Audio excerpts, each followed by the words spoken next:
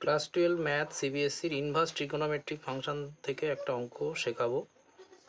Right the function tan inverse x by root a square minus x square. এটাকে simplest ফর্মে convert করতে বলেছে। তাহলে অঙ্কটা লিখে দিই, tan inverse x by root over a square minus x square.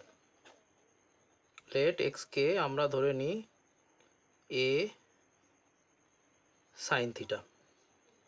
এক্সের ভ্যালু আমরা কত লেট করে নিলাম এখানে, এ সাইন থিটা। তাহলে বসিয়ে দিই ট্যান ইনভার্স এক্সের জায়গায় তাহলে এ sine theta root over a square minus এক্সের জায়গায় তাহলে এ স্কোয়ার সাইন স্কোয়ার থিটা হয়ে যাবে।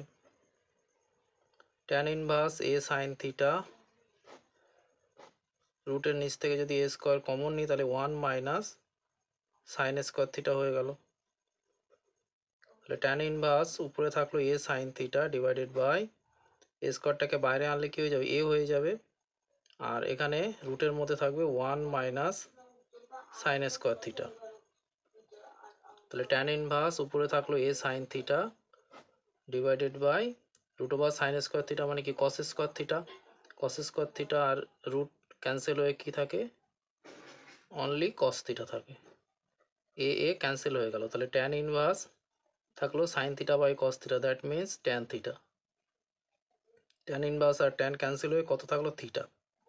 এবার আমরা থিটার ভ্যালু এখান থেকে বের করে নিই। এখান থেকে থিটার ভ্যালু বের করলে কি হবে, x by a is equal to sine theta. তাহলে theta is equal to sine inverse x by A.